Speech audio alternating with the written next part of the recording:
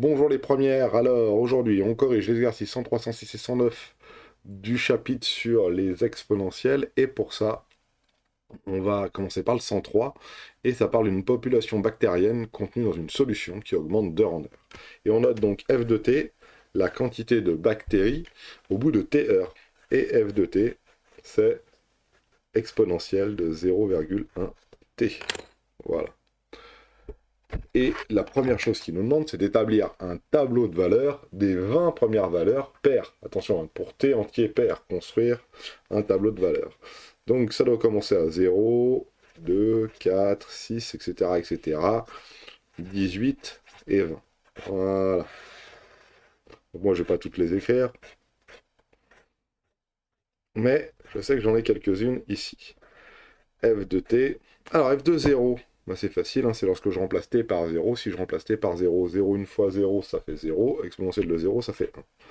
Maintenant, on va regarder ici, pour la valeur la plus grande ici. On a f de 20, lorsque t égale 20, donc au bout de 20 heures. Donc, il faut faire 0,1 fois 20, ça fait 0,1 fois 20, ça fait donc 2. Exponentielle de 2, combien ça fait? Donc, un petit coup de calculette pour pouvoir savoir combien ça fait. Menu. Exponentielle de 2, il est ici, ce qui nous fait donc 7,3. Voilà, donc toutes nos valeurs doivent être comprises entre 1 et 7,3. Et pour pouvoir les établir, donc à chaque fois, je devrais avoir à calculer exponentielle de 0,1 fois 18. Ici, ça fait 6,04 par exemple. 6,0. Je devrais toutes les écrire. Voilà. Et j'ai un truc et astuce, moi je vais utiliser plutôt mon menu table de ma calculatrice qui va me donner donc toutes les valeurs de la fonction exponentielle de 0,1 fois x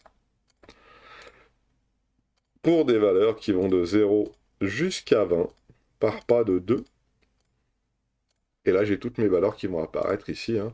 Je retrouve mon 1 qui est ici, mon 1,22 qui est ici, pour 4, 1,49, donc environ 1,5, pour 6, 1,82, etc., etc. Alors, je ne les fais pas toutes, hein. Je vais juste vérifier que pour 17, pour 18 et 20, j'ai la même chose. Pour 18, j'ai 6,04. Pour 20, j'ai 7,39. Pour 16, j'ai 4,9, etc., etc.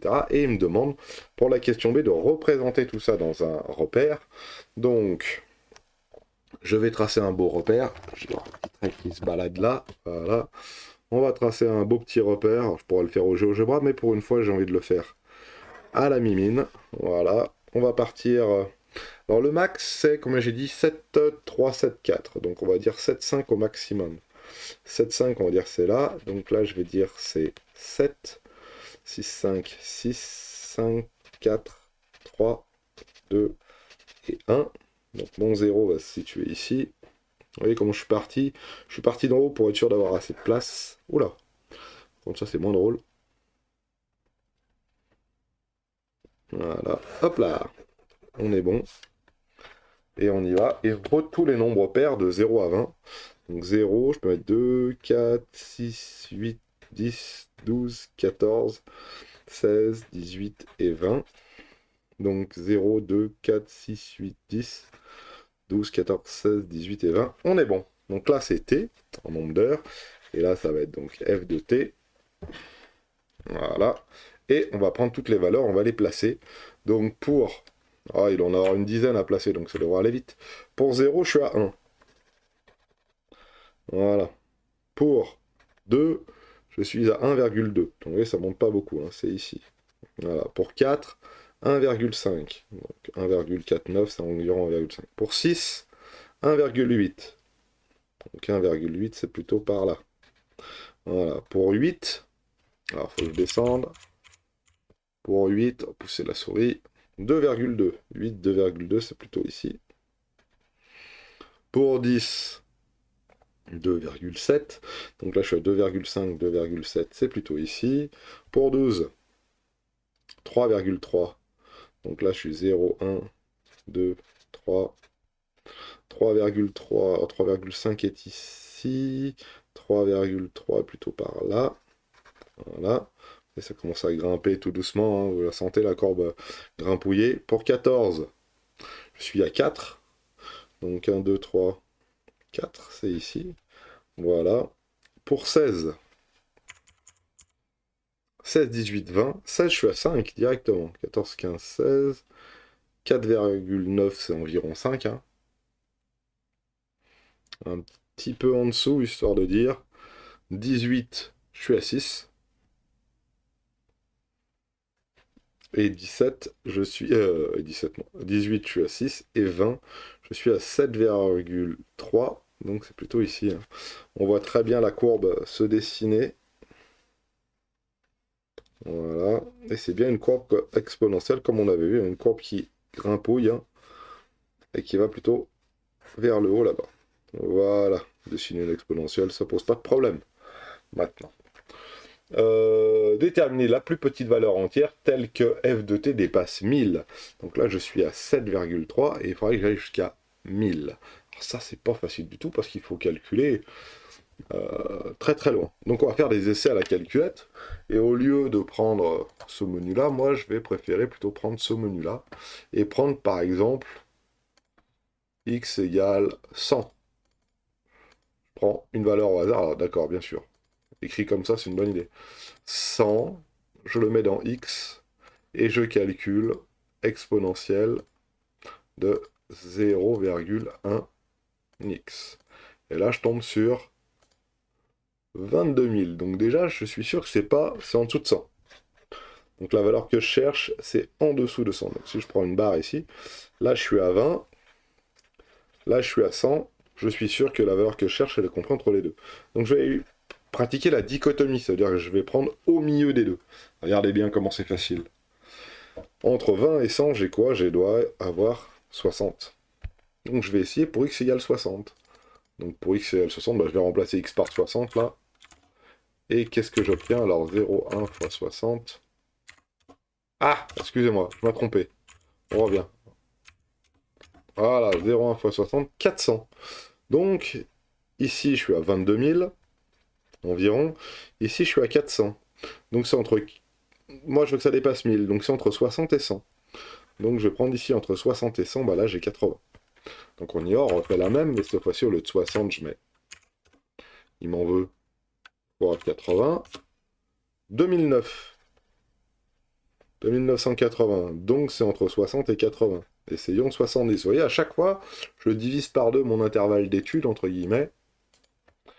70, ça me donne... Ah, 1193, je me rapproche. 1196. Donc il faudrait que je prenne 65. Et on y va, on essaye. Alors 65... Ça fait 6000. C'est 665, donc c'est au-dessus. Donc je vais prendre 67. Ah, je commence à lire.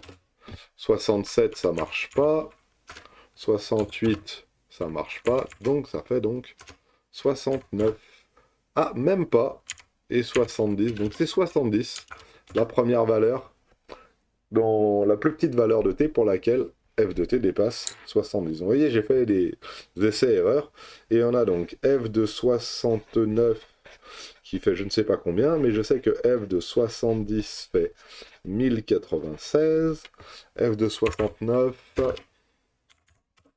ça fait 992. Comment j'aurais pu faire autrement? Bah facilement, dans mon tableau de valeurs qu'il y avait là, au lieu d'aller de 0 à 20 par pas de 2, je serais allé de 0 à 100 par pas de 1, et là il m'aurait tout calculé, et hop, j'appuie sur la touche du bas, et je regarde quand ma valeur dépasse 1000. Là, je suis à 69 à 992. Et là, à 70, je suis à 1096. Donc, on se rend bien compte que ça monte très très vite. Voilà, pour la réponse C. Donc, c'était égal 70. Au bout de 70 heures, on dépasse les 1000 bactéries en partant d'une seule bactérie. Donc, voilà. Voilà pour le 103. On va faire maintenant le 106 qui est ici. Le 106, c'est des lapins. Champion des lapins. Ça va parler reproduction de lapins, je pense. Parmi les animaux d'élevage, parmi les élevages d'animaux, les lapins sont connus pour être les champions de la reproduction. Si on suppose que la vitesse d'accroissement d'une population de lapins est proportionnelle à la population, on peut alors proposer un modèle mathématique suivant, et là de la même manière, hein, f de t égale donc 2 exponentielle de 0,19T, voilà, pour le calcul d'une population obtenue à partir d'un seul couple de lapins. T représente le nombre de mois, T c'est en mois, et c'est un couple de lapins. En arrondissant à l'entier le plus proche, construire un tableau de valeur de cette population, compris entre 12 et 24, donc entre 1 an et 2 ans. C'est ça, 12 mois et 24 mois, c'est entre 1 an et 2 ans. Donc de la même manière, hein, hop là, ici, 12, 13, blablabla, bla, bla, bla, jusqu'à 23, et ici on va mettre 24. Je ne les écris pas tous, hein, on me demande simplement de faire ça. Donc je reviens à l'étage en arrière à l'intérieur, ce n'est plus cette fonction-là, mais plutôt la fonction 2 fois exponentielle de 0,19, je crois, c'est ça? Ouais, 2 fois 0,19. Donc ici, il faut que je rajoute un petit 9 ici. Et je veux les valeurs qui vont de 12 à 24, par pas de 1, c'est ça, hein, par entier, hein. Blablabla, bla, bla, bla.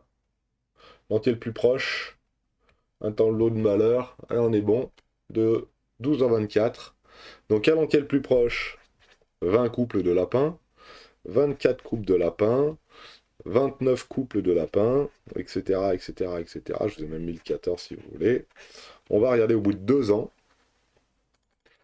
Alors, au bout de 2 ans, 191 couples de lapins, ça fait un sacré paquet de lapins, et 158 couples de lapins. Ça, c'est un couple de lapins, hein. D'une population, on peut leur proposer un modèle Mathilde, population obtenue d'un seul couple de lapins. Non, à part un. Ils sont deux au départ, c'est un couple de lapins. Et donc ils se retrouvent 191 à la fin, c'est le nombre de lapins. Ok. Donc au bout de 12 mois, quand même, au bout d'un an, hein, ils sont partis de 2 lapins, maintenant ils sont 20 au bout d'un an. Et au bout de 2 ans, ils sont 191. Donc ça a considérablement augmenté. C'est ce qu'on appelle une croissance exponentielle, d'où le nom de la fonction. Et en 1856, un Britannique amateur de chasse importe en Australie 12 couples de lapins. Et ça, c'est une histoire vraie, je crois, hein. Les lapins ne rencontrent aucun ennemi naturel, et 6 ans plus tard, on en compte 22 millions. Est-ce que le modèle de la question A est-il cohérent avec cette valeur? 6 ans plus tard, ça correspond à 72 mois. 72 mois. Est-ce que ça marche avec 72 mois? F de 72, ça fait combien? Ça fait 2 exponentielle de 0,19 fois 72. Tout ça, ça fait un certain nombre. Et attention, ce que je suis en train de calculer, c'est la population de lapins s'il n'y avait eu qu'un seul couple de lapins au démarrage. Sauf qu'au démarrage, il n'y a pas eu qu'un seul couple, il y en a eu 12. Donc il faudra tout multiplier par 12. Donc f de 72, déjà ça serait déjà pas mal. Exponentielle de, entre parenthèses, 0,19 fois 72. Et en effet, ici, ça fait un sacré nombre de lapins. Beaucoup. Voilà, on va mettre beaucoup. Okay. Et 12 fois f de 72, ça fait environ, fois 12, parce qu'il y avait 12 couples de lapins au départ, 21 millions environ.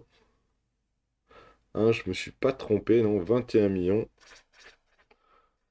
de lapins en tout. Voilà, donc eux, ils en ont compté 22 millions, un peu plus. Donc on a bien un modèle qui se rapproche de quelque chose de réel ici. Alors le 0,19, il est peut-être à affiner un tout petit peu, hein. Peut-être fallait mettre un 1 ou un 2 derrière pour pouvoir avoir un modèle qui ressemblerait à ce qu'on a là. Donc voilà. Et ça, c'est une vraie histoire, hein. Vu qu'ils n'avaient pas d'ennemis naturels, hein, pas de prédateurs, hein, ils se sont reproduits énormément, hein. Ils ont, je crois, été obligés d'introduire des renards ou des loups, ou des choses comme ça, pour pouvoir justement faire diminuer drastiquement le nombre de lapins sur leur territoire. Et c'est pour ça que aux frontières de l'Australie, ils sont très très vigilants en ce qui concerne les rentrées de denrées alimentaires et animales à l'intérieur de leur sol. Tout est quasiment interdit. Allez, on fait le 109, qui est la fréquence cardiaque. C'est un exercice d'après le bac. Donc c'est plutôt cohérent, hein, le modèle va bien. Donc, ici, pour le 109, Pour un individu, on enregistre sa fréquence cardiaque. On enregistre sa fréquence cardiaque pendant la phase de récupération après un test à l'effort de 8 minutes. Et on admet que cette fréquence cardiaque peut être modélisée par la fonction G définie sur 8,13 par G de T, blablabla, où le T est le temps en minutes. On appelle C la courbe représentative de G, et ils veulent faire quoi? Justifier que la fonction G est décroissante. Alors là, pour justifier que c'est décroissant, il faut en étudier comment dire, faut étudier cette fonction. Donc on a G de T, qui est égal à 660 exponentielle de moins 0,163t. Maintenant, on va dériver cette chose-là. Pour dériver cette chose-là, bah, ça fait toujours 660 fois la dérivée de ça. Et je vous rappelle que ici, on a exponentielle de u, c'est pas exponentielle de x, mais c'est exponentielle d'une fonction u là, et que l'exponentielle de cette fonction u, hein, c'est u' exponentielle de u. Donc il faut dériver ce que j'ai entouré en vert ici, pour pouvoir le mettre devant. Et dériver moins 0,63t, bah, ça fait moins 0,163 fois exponentielle de moins 0,163t. Voilà. La dérivée de ce qu'il y a en vert, hein, la dérivée de 3x c'est 3, la dérivée de 3t c'est 3, la dérivée de moins 3t c'est moins 3, la dérivée de moins 2t c'est moins 2, la dérivée de moins 0,163t c'est moins 0,163. Voilà. Et ça nous donne donc 660 fois moins 0,63, ça fait 660 fois 0,163, ça va nous donner 107,58. 107,58 fois exponentielle de moins 0,163t. Et pas oublier le moins, hein, parce que justement il y a un moins ici. On a donc exponentielle de moins 0,163t qui est donc positif, c'est une exponentielle de quelque chose, donc c'est toujours positif. Donc, G' de t, elle, est négatif, hein, un truc positif. Ce truc-là est toujours positif, ce truc-là est toujours positif, et ce truc-là est toujours donc négatif. Moins 107,58 est négatif. C'est pour ça que G' de t est toujours négatif. Donc, G est décroissant sur 8,16, 8,13. L'ensemble de décisions 8,13. On peut le vérifier assez aisément en traçant tout ça à l'intérieur de GeoGebra, et on va se rendre compte qu'en effet, ça décroît. Alors je vous fais passer la fenêtre de l'autre côté, et puis on va la tracer ensemble, comme ça vous apprendrez à aussi tracer sous GeoGebra une fiche, une courbe. Vous savez le faire déjà, je pense. Voilà. Et moi, je le veux entre 8 et 13, donc regardez bien. Hein. Entre 8 et 13, c'est entre là et là, hein, entre 8 et 13. Et ce que je veux, c'est une fréquence cardiaque, donc je vais plutôt être du côté des 104, 120, 130 après l'effort, donc il va falloir que je descende énormément ça. On va changer la grille, surtout des Y, voilà, pour y voir un peu plus clair. Voilà, et on va tracer la fonction. Pour tracer la fonction, on la tape là. 160 exponentielle de... alors j'ai dit que c'était quoi? Exponentielle de moins 0,19 fois x. Ah, là voilà. Elle est pas mal. Et on peut taper donc fonction de tout ça là. Et je le veux entre 8 et 13. Voilà, donc si je fais ça, voilà, je la vois là. Et ah oui, je suis un peu haut là quand même. Hein. Là, je suis un peu haut. Hein. Voilà, voilà, voilà, voilà. Et en effet, donc, là, j'ai un battement qui est à 140, je sais pas combien, mais beaucoup, hein. 140 et des brouettes. Et je vais descendre jusqu'à une pulsation qui va descendre en dessous de 60. Donc, donc voilà. Ma fonction est là. Alors, qu'est-ce qui se passe avant, entre 0 et 8? Alors c'est facile, entre 0 et 8, il s'est passé quoi là? Bah, il y a tout simplement eu une montée en fréquence cardiaque. Hein. Il y a eu le test à l'effort, donc on est peut-être parti au repos, peut-être aller 50 battements par minute pour pouvoir monter, monter, monter, monter, monter, monter, monter, monter, monter, et paf, on s'arrête, et après, hop, le cœur a redescendu ici. Voilà, donc je suis pas sûr que je puisse dessiner avec avec... je peux pas dessiner les petits dessins avec GeoGebra. Ah si, je peux faire un stylo là, tiens. Donc qu'est-ce qui a dû se passer pendant le test à l'effort? Bah, pendant le test à l'effort en vert là, bah, je suis peut-être parti de 50 pulsations par minute, voire même, je pense que ça a dû être un peu plus violent, hein. 50 pulsations à la litre, j'ai commencé à pédaler, hop, le taux a dû monter, monter, monter, monter, monter, monter, monter, monter, monter, monter, monter, monter, monter, monter, monter, et hop, là je me suis arrêté, et hop, la fréquence cardiaque donc a dû décroître. Donc la partie en vert, on s'en fout, là regarde, moi ce qui m'intéresse c'est la récupération qui est dessus. Et donc voici la représentation de ma fonction, elle est juste là entre 0 et 13. Voilà, je pense que j'en ai assez dit. Et on nous demande de justifier que la fonction est décroissante, ça a été fait, c'est le petit a. Donner l'allure de la représentation graphique, on l'a vu, hein. Donc si je fais l'allure de la représentation graphique entre 8 et 13, c'est quelque chose qui fait comme ça, voilà, qui décroît. Voilà. Alors il faudrait que je calcule f de 8 et f de 13, ça serait intéressant. On peut commencer par f de 8, hein. Donc pour calculer f de 8, on va utiliser notre calculatrice. Et ici, ouais non, même pas, regardez, hein. Ouais, si, allez, la calculette. Donc 660 fois exponentielle de... Alors, c'est combien? Moins 0,19, hein. Moins 0,19 fois 8. Moins 0... Non, pas moins 0,19, ça c'est l'exercice précédent. Moins 160... Moins 0,163 fois 8. Non, je ne pense pas. Qu'est-ce que j'ai écrit? 179 pulsations par minute. Où c'est que je me suis trompé? C'est pas du tout ce que j'ai là. Moins 0,19. Qu'est-ce que j'ai écrit? Ah, je me suis trompé ici aussi. Alors, fais voir l'exercice. Faites voir l'exercice. Je me suis emmêlé les pinceaux. Moins 16,3. En effet, moins 16,3. Donc, je me suis bien emmêlé. Parce que c'est pas moins 0,19, c'est moins 16,3. Alors, en effet, pulsation. Ouais, ouais, 170, on est pas mal, hein. On est à peu près à 180, oui. Il y a une petite erreur d'échelle, hein. On est à peu près à 180 pulsations par minute. Et en effet, hein, ici, pour F de 8, ici, on est environ à 180 pulsations par minute. On est au taquet, hein.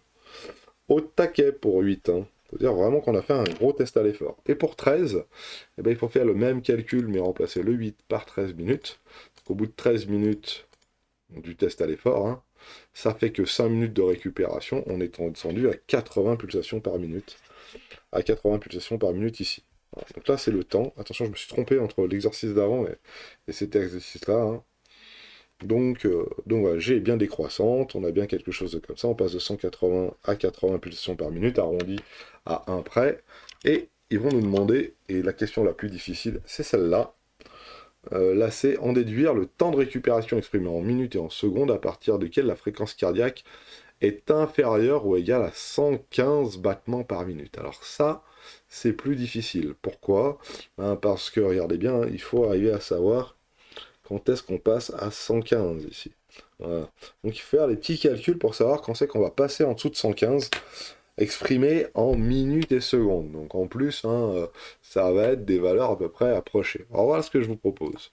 On prend une fonction qui est ici, la fonction table, et on va rentrer notre fonction 160 exponentielle de, entre parenthèses, moins 0,63 fois x, et on ferme ici, on valide, et on va lui demander entre 8 et 13, mais par pas de 0,1.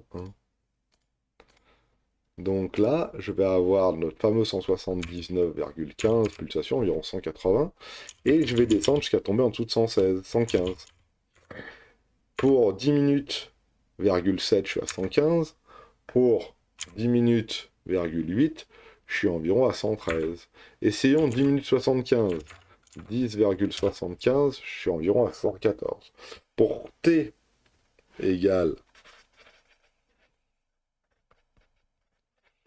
10,75, alors on a une pulsation, hein, qui fait environ 114,4, hein, c'est pas mal, et Et 10,8, est-ce que ça marche? 10,8, je suis bien en dessous. 10,72, je me rapproche. 10,72, c'est pas mal, hein.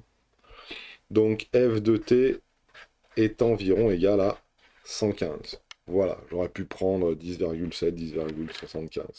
Et ça nous donne donc un temps qui est égal à 10 minutes et 45 secondes. Voilà, à quelques secondes près, on est bon. Voilà. Pris en minutes et en secondes, c'est vraiment léger. Alors comment on pourrait faire en vrai? Bah en vrai, avec GeoGebra, regardez comment c'est facile.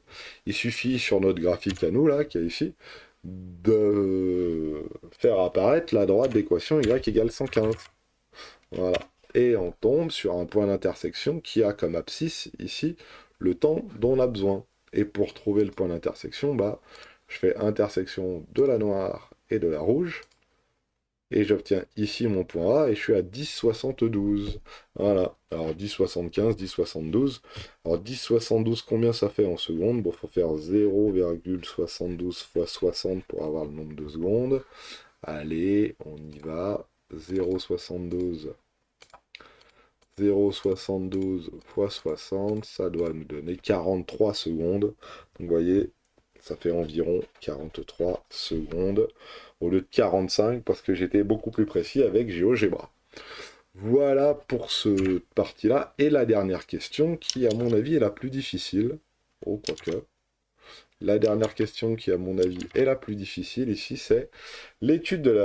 Elle est longue, c'est pour ça. Hein. L'étude de l'évolution de la fréquence cardiaque après un test à l'effort donne des renseignements sur le profil cardiovasculaire de l'individu, savoir s'il a des problèmes cardiaques ou non.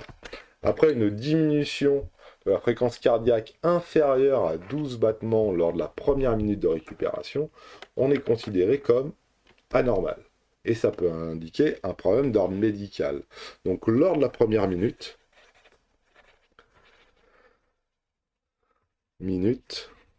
si la baisse est inférieure à 12 battements, alors il y a un problème. Grosso modo, c'est que le cœur n'arrive pas à récupérer assez vite. Donc dans la première minute, on doit pouvoir déjà faire descendre la pulsation de son cœur de 12 minutes, de 12 battements par minute. Donc, il faut qu'on regarde ce qui se passe entre 8 minutes et 9 minutes. Et plus exactement, calculons f de 9, c'est pulsation à 9 minutes, moins f de 8. Pulsation à 8 minutes. Pourquoi? Parce que c'est à 8 minutes qu'il arrête de faire l'effort. À 8 minutes, il s'arrête de pédaler, et on regarde quelle est sa pulsation. Alors je sais que c'est 179, des brouettes, et à 9 minutes, combien on a? Et on va pouvoir déterminer si ça c'est inférieur à 12. Alors il y a un problème cardiaque, si c'est supérieur à 12, ça veut dire que tout va bien. Il arrive à récupérer normalement, il arrive à faire baisser sa fréquence cardiaque assez grande. Donc, comment on va faire? Ben, c'est assez simple, hein. Regardez, on va faire le calcul ensemble. Ça va faire donc f de 9, ça fait 660 exponentielle de moins 0,163 fois 9, moins 660 exponentielle de moins 0,163 fois 8. Donc on va pouvoir factoriser. Ça fait 660 exponentielle de moins 0,163 fois 9, moins exponentielle de moins 0,163 fois 8. Voilà, donc il faut calculer tout ça. Alors essayons de voir ce que ça donne. 660 fois exponentielle de moins...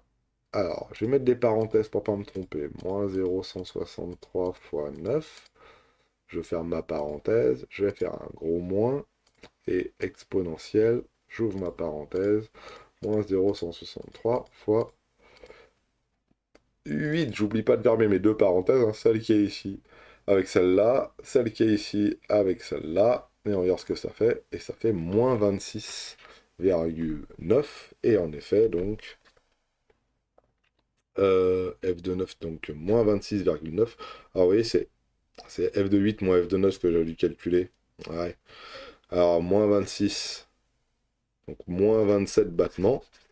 Donc, il y a bien une diminution de moins 27 battements qui est largement inférieure à nos 12 battements. Hein. C'est pas f de 9 moins f de 8, mais hein, f de 8 moins f de 9 qui aurait fallu calculer. Voilà, ce qui fait donc 27, qui est bien largement supérieur aux 12 battements. Donc pas de problème pour ce monsieur. Pas de problème, pas de problème cardiaque. Donc, et puis même pas mal, hein, 27 au lieu de 12, on est largement bon là. On est largement bon. On va vérifier, hein, pour vérifier ce qu'on a écrit, une deuxième fois, hein, on va aller dans notre table et afficher nos battements. À 8, on est à 179,15. À 9, on est à combien? Eh ben, il suffit d'aller descendre. Et à 9, on est à 152. 152,2. Et en effet, il y a bien une différence de 27. Hein. 7 et 2, ça fait 9. 5 et 2, ça fait 7. On est bon. Hein. Donc ça fait environ 27. On est largement bon. Alors je vais bien relire. Hein. Après une diminution de la fréquence cardiaque inférieure à 12 battements par minute lors de la première minute de récupération. Donc là, la récupération, elle commence à partir de 8 minutes. Hein, c'est ça. Hein. Après un test à l'effort de 8 minutes, on admet que la fréquence peut être médicisée par... Voilà, j'ai pas dû me tromper là. Impeccable. Tout bien vérifié. C'est tout bon. Donc voilà pour cet exercice et pour tous les petits problèmes sur la fonction exponentielle. Et puis on va passer une très bonne journée. Au revoir.